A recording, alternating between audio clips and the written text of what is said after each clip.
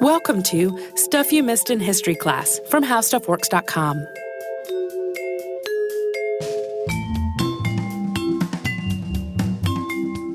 Hello and welcome to the podcast. I'm Tracy V. Wilson. And I'm Holly Fry.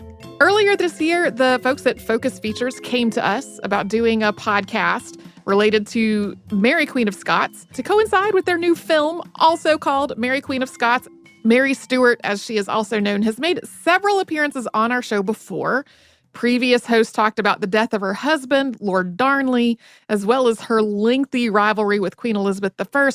But Mary is such a memorable figure, and there's so many parts of her life that we haven't talked about, that it was very, very easy for us to find something that we wanted to cover. And that is the Babington Plot, which ultimately led to her execution. So we're going to set the stage with a little bit about her youth and a little about that rivalry with Elizabeth. But our focus today is really on the plot and the trial that followed.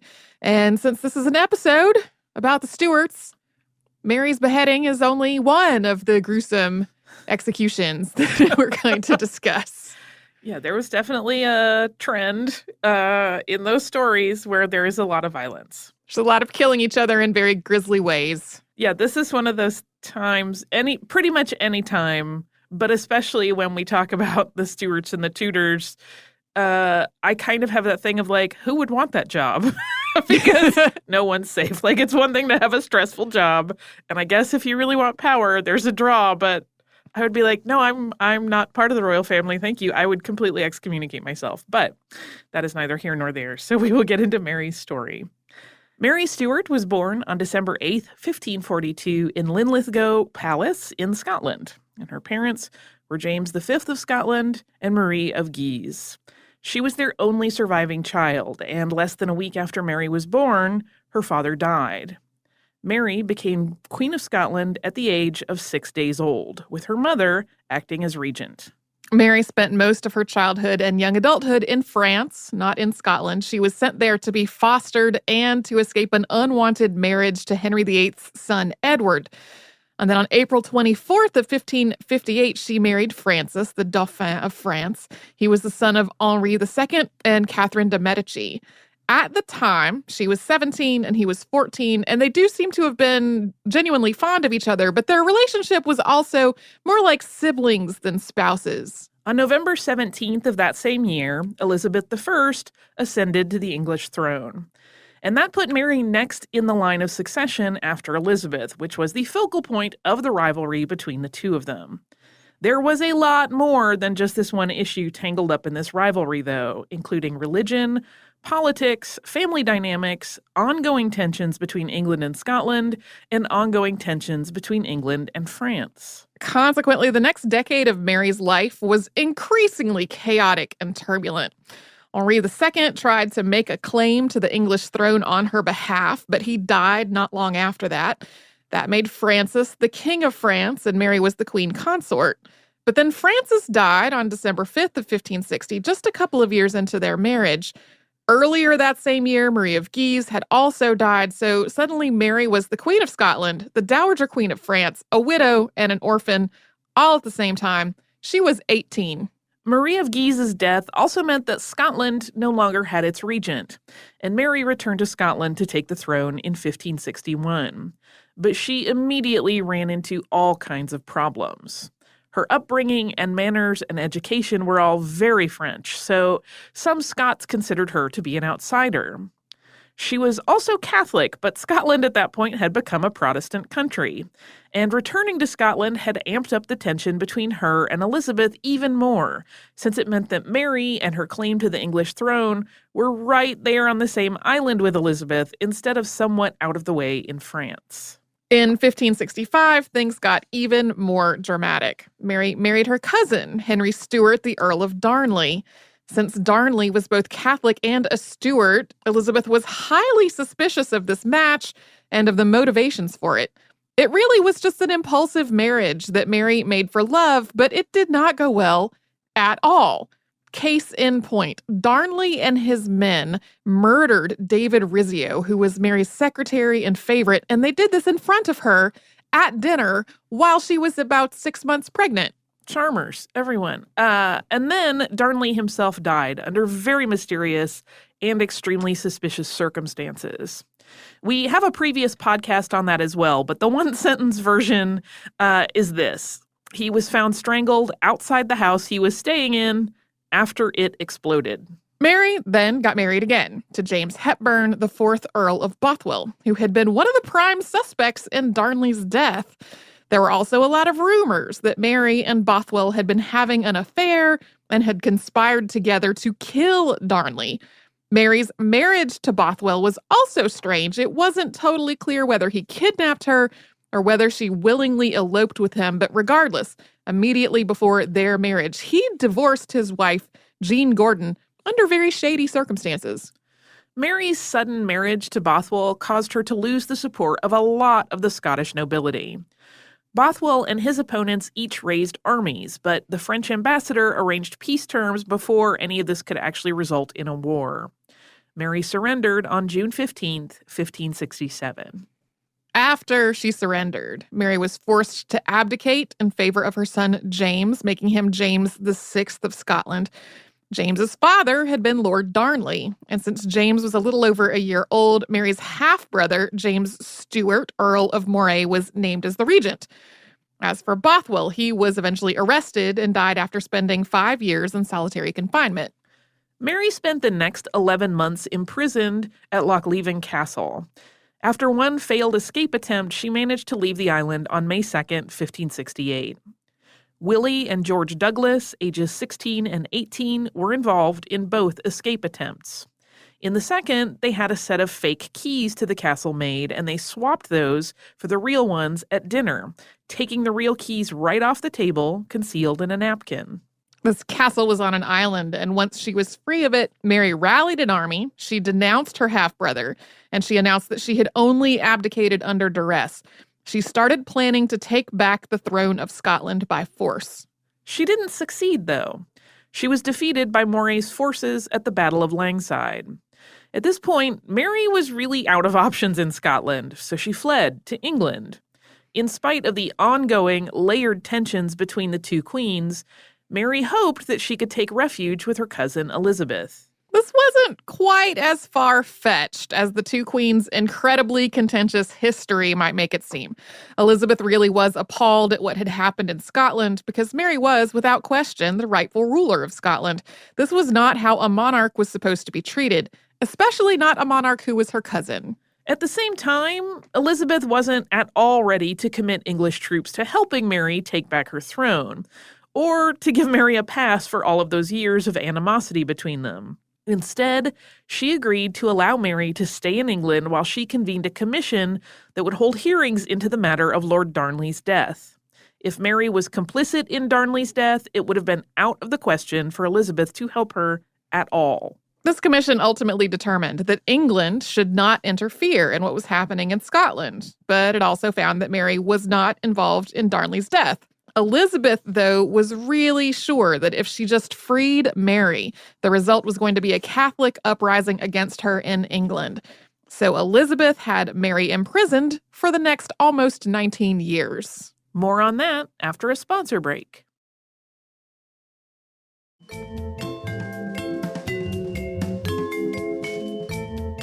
Even though Elizabeth was suspicious of Mary, she didn't really have any legal grounds to imprison her. Mary was a monarch of another country. Her son, at this point, was the King of Scotland.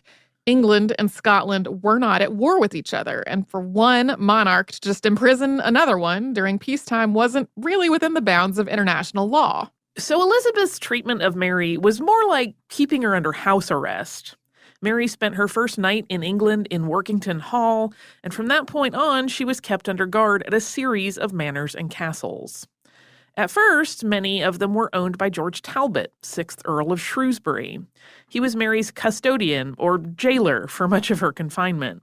He and his wife, Bess of Hardwicke, acted as Mary's keepers and Elizabeth's informants for most of those 19 years. During those years of imprisonment, the Reformation and Counter-Reformation were playing out in Europe, leading to ongoing religiously motivated violence.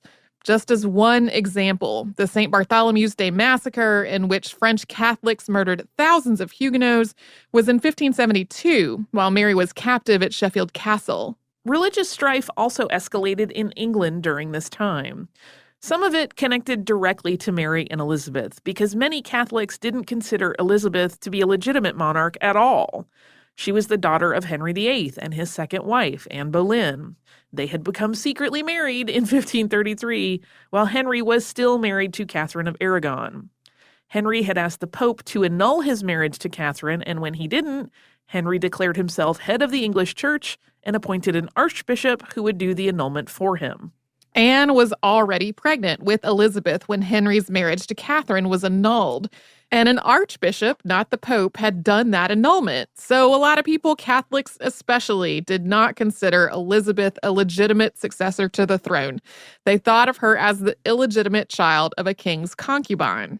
In addition to all of that, on April 27, 1570, Pope Pius V had issued a bull that excommunicated Elizabeth and called her a heretic and, quote, the pretended Queen of England and the servant of crime. The bull also absolved the nobles, subjects, and people of the said realm of any oaths and duties toward Elizabeth, and made obedience to Elizabeth punishable by excommunication. The papal bull combined with the existing questions about Elizabeth's legitimacy to spawn a whole series of plots to depose or assassinate her and replace her with Mary.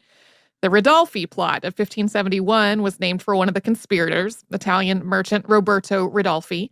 This plot was connected to a Catholic uprising called the Northern Rising, as well as to King Philip II of Spain. Then there was the Throckmorton plot of 1583, named for Francis Throckmorton, who was working with agents from France. It's possible that Mary was connected to the Throckmorton plot, or at least knew about it. Throckmorton was writing a letter to her in code when he was arrested. And then there was the Parry plot of 1585, which was named for Welsh spy and Dr. William Parry. None of these plots was particularly likely to be successful, and it's not clear whether Parry really ever plotted to kill the Queen at all. But Elizabeth's advisors did encourage her to take them seriously. Added to all this stress was the assassination of William the Silent, or William I, Prince of Orange, in 1584, who had led the Netherlands against Spanish rule and was ultimately assassinated by a Catholic fanatic. In the face of all of this, in 1585, Mary was moved to Chartley Castle and assigned a new custodian, Sir Amias Paulet. The move and the change in custody are widely reported to have been the work of Sir Francis Walsingham. That was Elizabeth's Secretary of State and spy master. The move to Chartley let Walsingham keep a closer eye on Mary. It let Paulet completely cut her off from communication with the outside world. Parliament also passed a new law related to all of this. It had started with an informal agreement known as the Bond of Association in 1584, which was formalized as an act for the security of the Queen's royal person and the continuance of peace in the realm, which was passed the following year. Under this act, if a person conspired in a plot against the Queen, or if a plot against the Queen was concocted on a person's behalf, that person was prosecuted, whether they knew about the plot or not. It was considered treason, and it was punishable by execution. The act also specified that anybody participating in such a plot or having such a plot carried out on their behalf was permanently and irrevocably barred from ever ascending to the throne of England. The Bond of Association and the law that followed were clearly crafted because of Mary. They set up a legal framework to prosecute her if her supporters plotted to put her on the throne, regardless of whether she was involved or even knew about any of it. Yeah, they might as well have just called it the law to make it so we can behead Mary Stuart. Yeah, because otherwise there's a logic breakdown to it. There are several logical breakdowns. Yeah. That all brings us finally to the Babington Plot, named for Anthony Babington. He was Catholic, very well off, and connected to several other people who had been involved in previous plots to try to depose or assassinate Elizabeth and replace her with Mary. He had also served as a page to George Talbot, 6th Earl of Shoebury, who had been Mary's custodian, and during that service he had become quite fond of her. One of his connections was to a Catholic priest named John Ballard, who also wanted Elizabeth off the throne and helped put him in touch with even more people who had similar goals. Babington and several co-conspirators started plotting in early 1586, using an inn as their meeting place. And they were not all that discreet about any of this. They even commissioned portraits of themselves, either because they thought that they would live and be famous for it, or because they thought they would die but be remembered as martyrs. Either way, portraits of themselves were going to come in very handy. It's like they were writing their own history books before they did the thing that was going to become historically significant. Yeah, they are often described as being arrogant and full of hubris as sort of a pattern among them all. So meanwhile, Walsingham learned about this plot pretty quickly, and he saw it as an opportunity. He concluded, reasonably, that as long as Mary was alive, there were going to be ongoing attempts to get rid of Elizabeth and put Mary on the throne.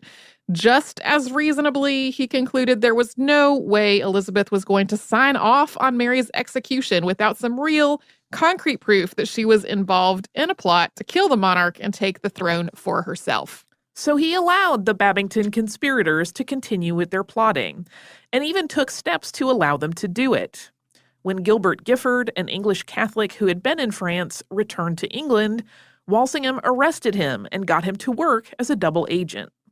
Now, in some accounts, Giffard volunteered, and in others, this is more of a situation where Walsingham convinced him, and we're using the air quotes around convince. Threatened, maybe. Yeah. Giffard's mission wasn't just to gain the conspirators' trust and provide intelligence back to Walsingham. It was also to actively encourage and enable this entire plot. At Walsingham's instruction, Giffard went to Babington and told him he had learned about this plot from another of the conspirators, a man named Thomas Morgan. Giffard said he had worked out a way to get messages to and from Mary, even though all that communication with the outside world had been cut off for months. He said he had a friend who was a brewer and that they could smuggle messages into and out of Chartley Castle in beer barrels with false bottoms. At this point, we don't know who this brewer might have been. He was always referred to only as the honest man. Babington approved of this plan, but he did not entirely trust Giffard with his secret correspondence. So he used a cipher to encode all his letters. Mary already had the code book she'd need to decipher the letters and encode her reply, apparently thanks to an emissary from France. But Giffard didn't take these letters straight to his brewer friend. He took them to Walsingham, who was working with a forger to replicate the seals that were used on all the letters. So Walsingham and his forger would open up the letter, make a copy of it, reseal the original and send it on his way, and then keep the copy. Walsingham would take that copy to his code breaker, Thomas Phillips, to try to work out the code. And at one point, he even had Phillips housed at Chartley Castle to do this work more efficiently, right there, where Mary also was. Babington's cipher included replacing letters of the alphabet with symbols and using other symbols to represent specific words and phrases. And he thought this cipher was secure, so he wrote a clear account about what he was doing. But Phillips quickly cracked this code, or more likely, they had actually already intercepted the key, and Phillips was just using it to decipher what was in front of him. Mary and Babington exchanged a few letters that were mostly about Mary getting access to all the mail that had been withheld from her. And then Babington sent her a letter that referenced, quote, a great preparation by the Christian princes, your majesty's allies, for the deliverance of our country from the extreme and miserable fate wherein it hath too long remained. That letter went on to describe a plan to be carried out in the wake of such a deliverance. When these other Christian princes invaded, they would dispatch the usurping competitors, being Elizabeth. And then, quote, myself with 10 gentlemen and 100 of our followers will undertake the delivery of your royal person from the hands of your enemies. For the dispatch of the usurper, from the obedience of whom we are by the excommunication of her made free, there be 6 noble gentlemen, all my private friends, who for the zeal they bear to the Catholic cause and your majesty's service will undertake that tragical execution. Mary's response to this letter, which was intercepted, is dated July 17th, and it was also intercepted. And it said, in part, quote, "When all is ready, the 6 gentlemen must be set to work, and you will provide that on their design being accomplished, I may be myself rescued from this place and be in safe keeping till our friends arrive. It will be hard to fix a day for the execution. You must have a party, therefore, in readiness to carry me off. And you will keep 4 men with horses saddled to bring word when the deed is done, that they may be here before my guardian hears of it." Mary's response didn't really get into the idea of assassinating Elizabeth. It rested on the idea of a foreign invasion. If that invasion were successful, she might logically become queen. But she really left the question of who should be monarch of England in the hands of God and the invasion's outcome. Her letter expressed clear support for the conspirators freeing her from her confinement, but not for the idea of assassinating the queen. Yeah, people hang on the word execution a lot, but in the context of this, she was talking about executing the plan. Yes, in the sense of to do a thing. Right, Yes. not to assassinate the monarch. So, of course, Walsingham intercepted this letter and all of these other letters. And even though he had Babington's outline of the plot and Mary's support for at least part of it, he didn't have the names of all the conspirators or a clear statement that Mary hoped for or planned the assassination of Queen Elizabeth. So before passing Mary's letter on to Babington, Walsingham had his forger add a postscript. So in this fake PS, Mary asked to know the names of the 6 men under the grounds that she might have some information about one or more of them that could let her give him further advice. His hope with adding this fake PS was that Babington would reply and name more names. But before his correspondence with Mary got much further, Babington learned that Walsingham had discovered the plot. He fled, but was captured on August 4th. In his confession, he implicated all his other co-conspirators and also said he had gotten a letter from Mary saying that she had supported the entire plot. Here's the thing about those letters, though. The originals don't exist. And this is not a recent development. By the time the case came to trial, all the originals had been burned or otherwise destroyed, as is common practice when you get some secret correspondence from somebody. So all that was left of the letters were copies made by a forger employed by Walsingham while trying to ferret out a plot to overthrow the queen. So this raises some questions about their authenticity. In fact, Walsingham played such a key role in all of this that the Babington Plot has been described as a double conspiracy, with Walsingham conspiring against Mary and Babington and his crew conspiring against Elizabeth. Each plot could only exist in conjunction with the other. The conspirators had no way to communicate with Mary without Walsingham's double agent and that honest man with the beer barrels. And Walsingham had no plot to use against Mary without Babington and his crew. Yeah, one of the articles that I read about this was basically like, this whole thing is so convoluted that even now, hundreds of years later, it's sometimes hard to tell who is tricking who at which point. We will talk about the trials of Babington, his co-conspirators, and Mary after another sponsor break.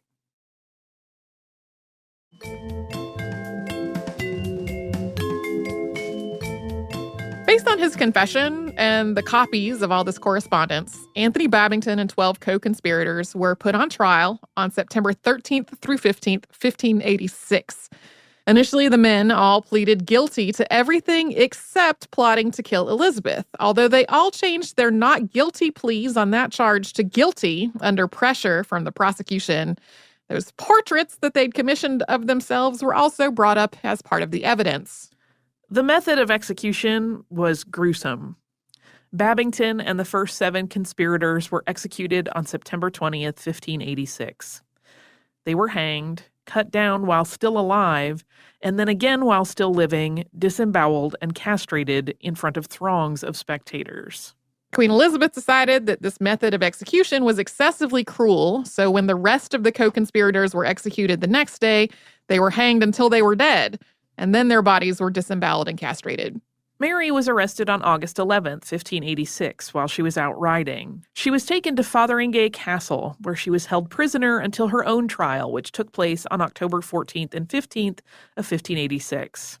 It was held before an assembly of 46 commissioners, as had been outlined in the law that had been passed the year before. The evidence against Mary included the confessions of Anthony Babington and John Ballard.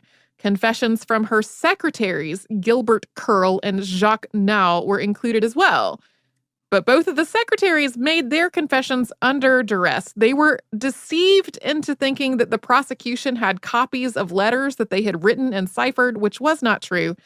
The letters between Mary and Babington were also part of the evidence, but as we noted before, these were the copies, not the originals. But Mary consistently and stridently denied all involvement in this plot. She said she had never spoken to Babington, had never written or dictated those letters. Mary said these copied letters used as evidence were forgeries in their entirety. She also made the point that it was not possible for her, the Queen of Scotland, to be charged with treason against England, a nation of which she was not a citizen. She said, quote, "It seemeth strange to me that the Queen should command me, as a subject, to appear personally in judgment. I am an absolute queen, and will do nothing which may prejudice either mine own royalty or other princes of my place and rank, or my son. The laws and statutes of England are to me most unknown. I am destitute of counselors, and who shall be my peers? I am utterly ignorant. My papers and notes are taken from me, and no man dareth step forth to be my advocate. I am clear from all crime against the Queen. I have excited no man against her, and I am not to be charged but by mine own word or writing, which cannot be produced against me. Yet I cannot deny that I have commended myself and my cause to foreign princes." She also argued that the power of a monarch came directly from God, something that she and Elizabeth both believed. If Elizabeth's power was bestowed by God, then so was Mary's. And that meant that these proceedings were under God's jurisdiction, not the jurisdiction of a bunch of men who, while prominent and powerful, were mere mortals. Although, by all accounts, Mary bore herself well and argued her own case impeccably, even though she was denied her papers and any advisors or representation, and then she was found guilty. She was convicted on October 25th, 1586, without being present, without having any further chance to be heard, and without even being told that these proceedings were concluding that day. After the conviction, though, it took Elizabeth months to sign Mary's death warrant. In spite of the law that England had passed, it would set a dangerous precedent for one monarch to execute another, especially a relative, in this way. But Elizabeth's new Secretary of State, William Davison, did finally get her to sign the warrant on February 1st, 1587, although she told her counselors not to carry out the order until she gave the final word. Her Privy Council ignored that instruction, though, and decided to proceed with the execution without waiting for her to finally okay it. Mary got word that she was to be executed on February 7th, 1587. She responded, quote, "As for the death of the Queen, your sovereign, I call to God to witness that I never imagined it, never sought it, and never consented to it." She asked for some more time to put her affairs in order, but that was denied. So she spent most of her remaining time that night writing letters to loved ones, arranging gifts for her servants, and praying. One of her final letters was to Henri III, brother of her late first husband, which said in part, quote, "Tonight, after dinner, I have been advised of my sentence. I am to be executed like a criminal at 8 in the morning. I have not had time to give you a full account of everything that has happened, but if you will listen to my doctor and my other unfortunate servants, you will learn the truth, and how, thanks be to God, I scorn death and vow that I meet it innocent of any crime, even if I were their subject." In this letter, she also described how her chaplain had been taken away from her, and she'd been refused permission to have him come back and give her the last sacrament. She also asked Henri to pay all of her servants for any wages that were still owed to them, and toward the end of the letter, she wrote, "As for my son, I commend him to you insofar as he deserves, for I cannot answer for him." She had actually been prevented from keeping in touch with him in any way during her imprisonment. Mary was beheaded in the Great Hall of Fotheringay Castle on February 8th, 1587, in front of an assembly of at least 300 people. She was 44. As was the case with her trial and the last days of her imprisonment, she's consistently described as going to her execution with a stoic and graceful perseverance. In the account of Pierre de Bourdeille, quote, "After kissing her women once more, she bade them go with her blessing, as she made the sign of the cross over them. One of them was unable to keep from crying, so that the queen had to impose silence upon her by saying she had promised that nothing of the kind would interfere with the business at hand.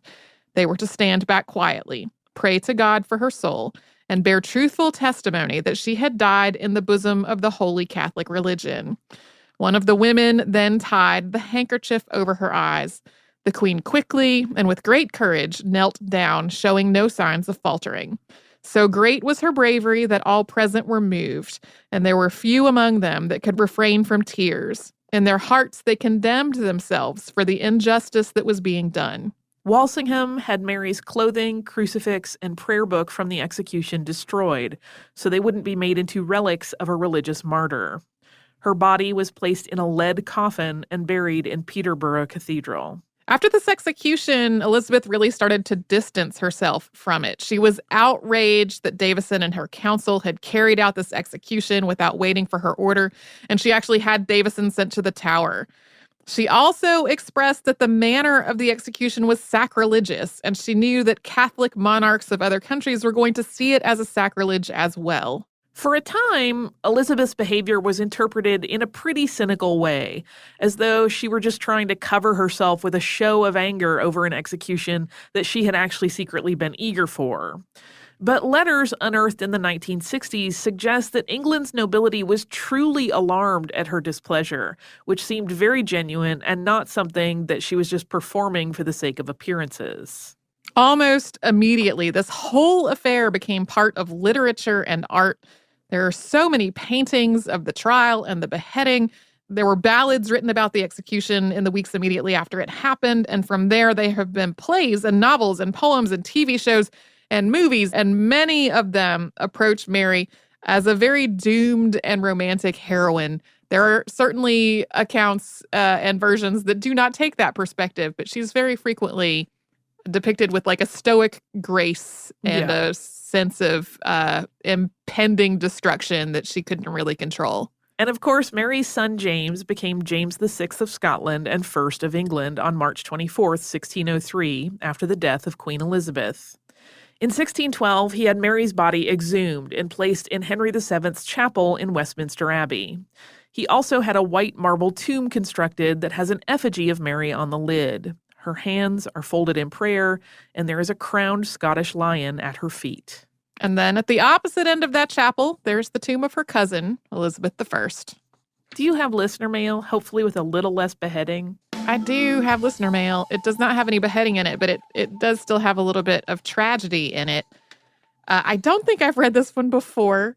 It becomes difficult sometimes to keep up with what we have and haven't read when we're doing episodes kind of out in advance. So this is an email about the sinking of the SS Princess Sophia. It is a thing that we got several emails about, so I picked one of them, and it is from Chris. Chris says, "Good morning, my name is Chris, and I live in Germany, working for the U.S. government. I love listening to Stuff You Missed in History class during my daily runs to and from work. This morning I was playing your most recent podcast about the SS Princess Sophia. I'm not sure if you looked at the following news article, but it appears that companies are still using the 1851 maritime law to dispute liability." And then he includes an article that came out shortly after that episode did that was about a tragic duck boat sinking that happened in the United States this past July. It was a kind of horrifying incident where one of those duck boats that are popular in tourist places for amphibious tours, it sank and 17 people died.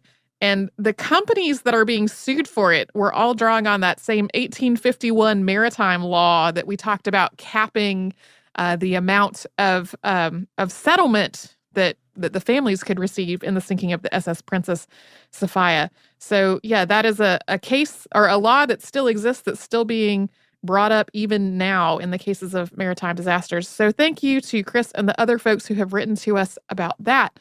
If you would like to write to us about this or any other podcast, we're at historypodcast@howstuffworks.com. We're also all over social media at Missed in History. That's where you will find our Facebook, Pinterest, Instagram, and Twitter.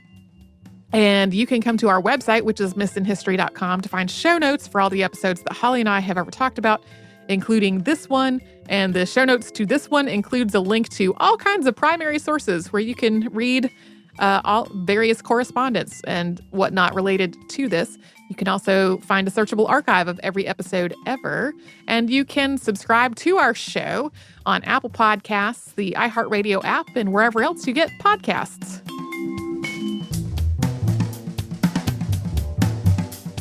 For more on this and thousands of other topics, visit howstuffworks.com.